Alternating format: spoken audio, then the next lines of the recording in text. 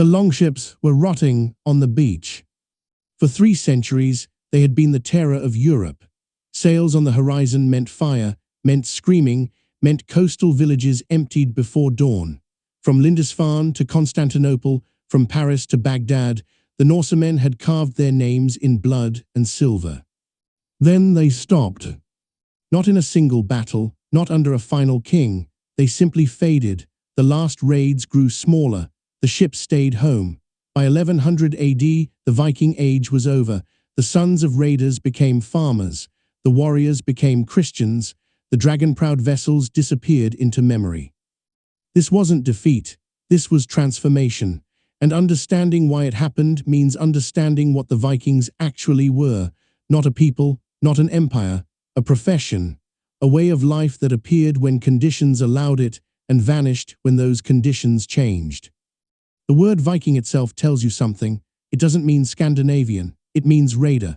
It comes from the Old Norse vik, a bay or inlet, the kind of place you hide a ship before striking. You went Viking the way you went fishing or went trading. It was something you did, not something you were. Most Scandinavians never went Viking at all. They farmed. They fished. They lived quiet lives that left no sagas, no legends, no burning monasteries to mark their passage through time. But for those who did go Viking, the world was open. Scandinavia in the 8th century was a pressure cooker. The land couldn't support large populations.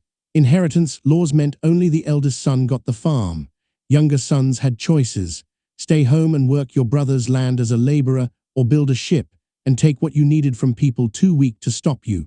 For ambitious young men with no future at home, the choice was obvious. And Europe was weak, catastrophically weak. In 793, monks on the holy island of Lindisfarne saw sails approaching. They didn't run, they didn't hide, they stood on the beach and watched. Monasteries were sanctuaries, protected by God and custom and centuries of mutual respect among Christian kingdoms. The men coming ashore didn't share those customs. They killed the monks where they stood. They stripped the church of its silver, its illuminated manuscripts, its golden reliquaries. They burned what they couldn't carry. Then they sailed away before any armed response could arrive. The entire raid took hours. The shock lasted decades. It was a declaration. Nothing was sacred, nowhere was safe, and more importantly, nobody could stop them. The Carolingian Empire was fracturing. Charlemagne had held it together through force of personality. His grandsons were tearing it apart through civil war. England was 7 separate kingdoms that spent more time fighting each other than preparing for external threats. Ireland was a patchwork of rival clans. The Slavic lands to the east had no unified defense at all. The Vikings had stumbled onto a perfect moment. They had superior ships, they had mobility, and they were attacking a continent that had forgotten how to defend its coastlines. Roman naval power was a distant memory. Medieval kingdoms had armies, sure, but armies couldn't catch longships. By the time word reached a king that Vikings had struck, the raiders were 2 days downriver with their plunder, heading home. So they kept coming, not as an organized invasion, as hundreds of individual warbands, each with its own leader, its own ship, its own target. Some hit monasteries for silver. Some took slaves to sell in the Islamic world. Some ransomed entire towns. And some, the ambitious ones, started thinking bigger. In 845, a Viking leader named Ragnar sailed up the Seine with 120 ships. He didn't raid a monastery. He besieged Paris. The city held barely, and King Charles paid him 7,000 pounds of silver to leave. Ragnar took the silver and went home. The message spread fast. You didn't need to pillage churches for scraps. You could extort kings for fortunes. The practice became standard. The English called it Danegeld, gold for the Danes. Pay us and we'll leave. Don't pay and we'll burn everything. It was protection money on a national scale, and it worked because European kingdoms were desperate. They couldn't defeat the Vikings militarily. They couldn't catch them, so they paid. And paying made the problem worse. Every successful raid drew more Vikings. Every chest of silver that made it back to Scandinavia proved that going Viking was the path to wealth. Young men who heard the stories built ships. Experienced raiders recruited larger crews. The attacks escalated. What started as hit-and-run raids became seasonal campaigns. Entire fleets would winter on captured islands, using them as bases to strike deeper into the continent. They reached everywhere. Viking ships traveled up the Seine, the Loire, the Rhine, the Rhone. They sailed around Spain and into the Mediterranean. They crossed the North Sea to England and Ireland. They went east through the Baltic, up Russian rivers, all the way to Constantinople and Baghdad. There's Arabic silver in Norwegian Grave. There's Irish gold in Swedish burial mounds. The Vikings turned the northern world into a network of plunder and trade, and they sat at the center of it. But they were never empire builders. They were opportunists, and by the middle of the 9th century, the opportunities were changing. England had been the easiest target: divided kingdoms, unfortified towns, treasures sitting on coastlines. Then came Alfred the Great. He was the King of Wessex, the last Anglo-Saxon kingdom the Vikings hadn't conquered. He'd spent years fighting them, losing to them, hiding in swamps while they burned his kingdom. He learned from it. When he finally won his kingdom back, he didn't celebrate. He rebuilt it. He created a system called the Burr Network, fortified towns spaced so that no village was more than 20 miles from a defended position. He organized a rotating militia system so there were always men ready to fight. He built ships, copied from Viking designs but bigger. He turned Wessex into a fortress. The Vikings kept trying. They still had their speed, their ships, their fearsome reputation. But when they sailed up an English river now, they found gates, walls, organized resistance. The easy raids were over. Each attack risked losses, and raiders don't take risks when the profit isn't worth it. Alfred's successors pushed further. His son Edward, his grandson Athelstan, they didn't just defend, they reconquered. The Danelaw, the huge chunk of England the Vikings had controlled for generations, was absorbed piece by piece. By 954, there was no independent Viking territory left in England. The descendants of Viking settlers were now subjects of English kings. Francia learned the same lesson. Charles the Simple made a deal with a Viking leader named Rollo in 911. Rollo had been raiding the Seine Valley for years. Charles offered him land, a title, legitimacy. Stop attacking us, settle here, defend this coast from other Vikings. In exchange, you're a duke, your men are lords, you're part of Francia now. Rollo agreed. His Vikings settled the region that became Normandy, land of the Northmen. Within a generation, they spoke French. Within 2, they were marrying into Frankish nobility. Within 3, they were Christian dukes defending the very coasts their grandfathers had burned. The great-great-grandson of Rollo was William the Conqueror, who invaded England in 1066, leading an army of Normans who didn't even remember they'd been Vikings. It happened everywhere. Vikings who settled became part of the places they'd conquered. The Norse who founded Dublin married Irish women, learned Irish customs, converted to Christianity. Their children were Hiberno-Norse, something new, something that wasn't quite Viking anymore. The Rus who had controlled trade routes through Eastern Europe merged with the Slavic populations. Their language changed. Their culture changed. They became Russians, Ukrainians, Belarusians, Viking origins, but no longer Viking. The most important change was invisible. It was happening back home in Scandinavia, in the villages and farmsteads that had sent their younger sons raiding. Christianity arrived. It didn't come with fire and sword, not at first. It came through trade, through contact with Christian Europe, through kings who saw advantage in the new religion. Harald Bluetooth converted Denmark around 965. Olaf Tryggvason converted Norway by force in the 990s. Sweden took longer, holding on to the old gods into the 12th century, but even there the tide was inevitable. Christianity didn't just change what Scandinavians believed, it changed what they valued. The Old Norse religion had glorified the warrior. Die in battle, go to Valhalla, feast with the gods. It was a religion perfectly designed for raiders. Young men with no prospects could find glory and eternal reward through violence. The culture celebrated them. The skalds sang about them. The gods themselves were warriors. Christianity taught something different. Blessed are the meek. Turn the other cheek. The martyrs were the heroes now, not the warriors. Christian kings didn't send their sons raiding. They sent them to monasteries to learn Latin, to become priests. The social machinery that had produced Vikings, that endless stream of violent young men seeking reputation, it still existed. But the culture no longer pointed it toward foreign shores. Instead, it pointed it toward crusades, toward service in the Varangian Guard in Constantinople, where Norse warriors became the personal bodyguards of Byzantine emperors, toward Norman conquests in England, Sicily, the Holy Land. The violence didn't stop. It was redirected, made legitimate, made holy. Back home, Scandinavia was consolidating. For centuries, it had been a chaotic landscape of petty kingdoms, rival jarls, shifting alliances. Nobody was in charge. That chaos had made the Viking Age possible. Ambitious men could gather a crew, build a ship, and go raiding without asking permission. There was no central authority to stop them. That was changing. Strong kings were emerging. Harald Fairhair unified Norway in the late 9th century, crushing the independent jarls who'd operated as warlords. His successors strengthened royal power. Denmark unified under Harald Bluetooth. Sweden took longer, but even there, centralized kingdoms were forming, and centralized kingdoms need different things than chaotic warrior societies. They need taxes, they need laws, they need stability. A king trying to collect taxes can't have his potential taxpayers constantly sailing off to raid England. He needs them farming. He needs them producing wealth he can extract. Royal power and the Viking lifestyle were fundamentally incompatible. So the kings cracked down. They made laws against unauthorized raiding. They allied with Christian Europe.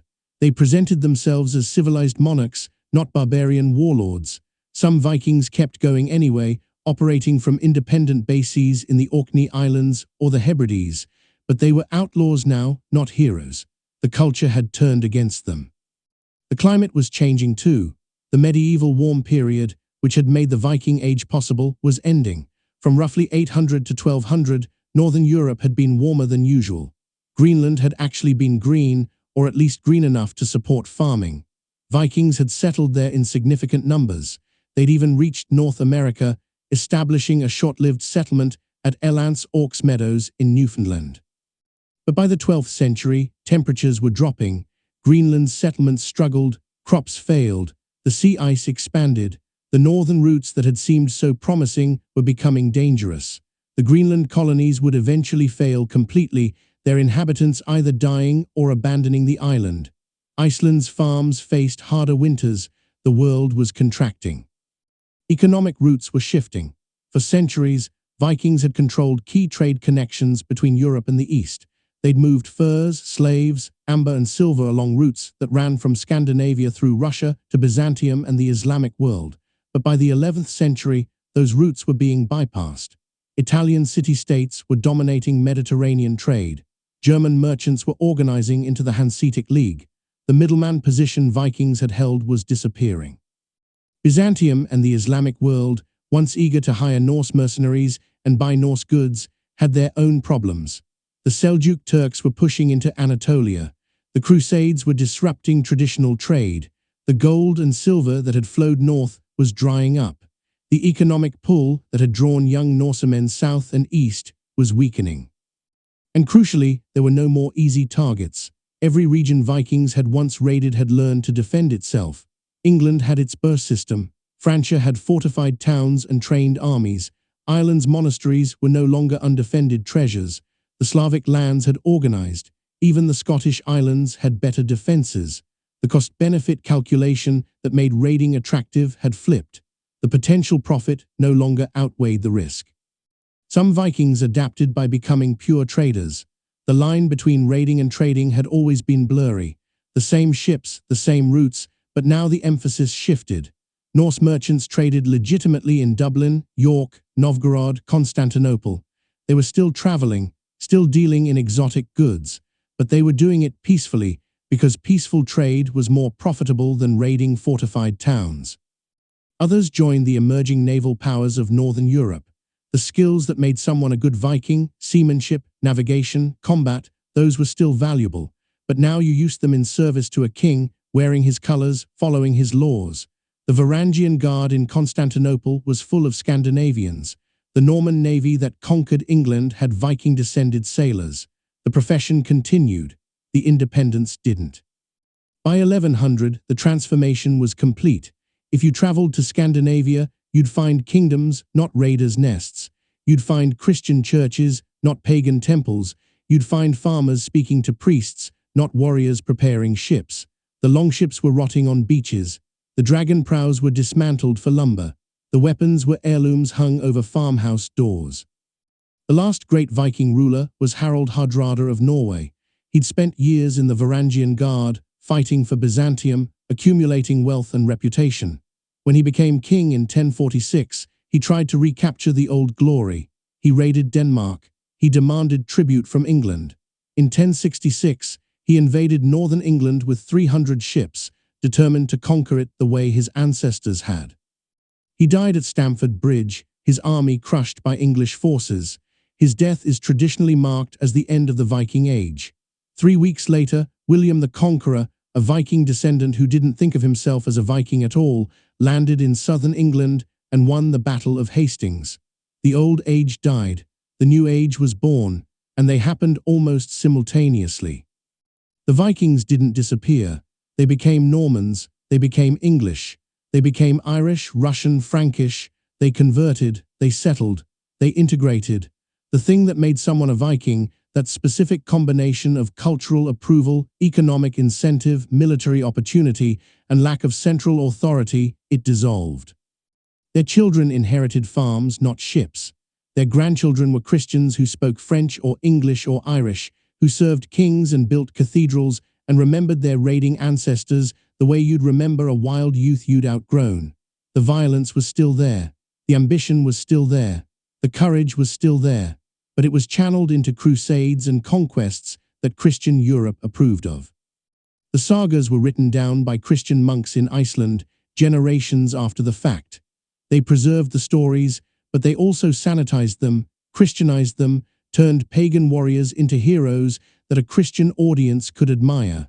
The historical Vikings became literary Vikings, and the literary Vikings became the myth that survived into our time. The Viking Age ended because it succeeded too well. They'd raided so much, conquered so much, settled so much territory that they became part of the world they'd terrorized. The outsiders became insiders. The raiders became rulers. The pagans became Christians. And when that happened, the conditions that created Vikings in the first place ceased to exist. Europe had learned to fight back. Scandinavia had found Christianity and centralized government. The climate had turned colder. The economic routes had shifted. The easy silver was gone. And the young men who might have gone Viking a century earlier now had other options. Better options, safer options, options that didn't end with an axe in your skull on some foreign beach. The last thing to fade was the fear. For another century, maybe two, the memory of Viking raids haunted European consciousness. Monks still wrote prayers asking God to protect them from the fury of the Northmen, even though the Northmen weren't coming anymore. The trauma lasted longer than the threat. But eventually, even that faded. The kingdoms of Scandinavia became normal European powers. They fought normal European wars. They engaged in normal European politics. They were Christian, civilized, legitimate. The Viking Age became history. The longships rotted into the mud. The burial mounds were plundered by treasure hunters. The runes faded from standing stones, and the descendants of Vikings forgot they'd ever been Vikings at all. What remained was the legacy. The genetic legacy in Ireland, England, Iceland, Normandy, Russia. The linguistic legacy, all those Old Norse words embedded in English. The place names, every town ending in by or Thorpe or Wick. The sagas and Eddas that inspired romantic nationalists 1,000 years later. The image of the horned helmet, which Vikings never actually wore, but which became the symbol anyway. The Vikings disappeared because the world that created them disappeared. They were a response to specific conditions. 8th century Scandinavia's population pressure meets 8th century Europe's military weakness meets 8th century ship technology. When those conditions changed, Vikings stopped being produced. It wasn't a defeat. It wasn't an ending. It was an evolution. They're still here, in the bloodlines, in the languages, in the borders of nations they founded, in the churches they eventually built on the sites of the monasteries they'd burned. The Vikings didn't vanish. They transformed. And maybe that's the most Viking thing they ever did. Adapt, survive, become something new when the old ways stopped working. The longships are gone, their children remain.